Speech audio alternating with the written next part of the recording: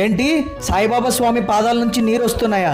చెవుల నుంచి విభూది పడుతుందా? కలికాలంలో ఇదేం విడ్డూరం? హిందూపురంలోని మంగళపేట కాలనీలో ఒక చిన్న ఇంట్లో భార్యాభర్తలు ఇద్దరు కలిసి చిన్న పిల్లలతో కాపురం ఉంటున్నారు. అంత చిన్న ఇంట్లో సాయిబాబా స్వామి మెరాకిల్స్ చూపిస్తున్నాడు. అసలు ఏం జరిగిందంటే 2 సంవత్సరాల కిందట ఒక చిన్న సాయిబాబా ప్రతిమను ఈ అక్కకు వాళ్ళక్క గిఫ్ట్ గా ఇచ్చిందంట.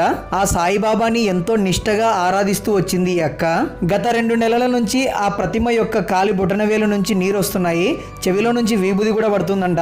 ఇది టెస్ట్ చేయడం కోసం దగ్గరలో ఉన్న సాయిబాబా కమిటీ సభ్యులు కూడా వచ్చి చూశారు. టెస్ట్ మొత్తం చేసిన తర్వాత వాళ్ళు కూడా నిర్ధారించారు ఇందులో నుంచి నీళ్లు విభూది పడుతున్నాయని.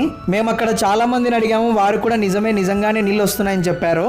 2 నెలలకి వస్తుంది, విభూతి ఇప్పుడు వస్తుంది, నీళ్ళేమో 2 నెలలకి వస్తుంది. విభూతి ఇప్పుడు వస్తుంది, నీరేమో 2 నెలల నుంచి వస్తుంది. ఫుల్ వీడియోలో మేము పూర్తిగా తెలుసుకున్నాము అసలు నీరు వస్తున్నాయా లేదా అనేది. ప్రతి ఒక్కటి కూడా మనకు క్లియర్ గా చెప్పాము. ఫుల్ వీడియో చూడాలనుకుంటే ఇక్కడ క్లిక్ చేయండి, మీకు అంతా అర్థమైపోతుంది.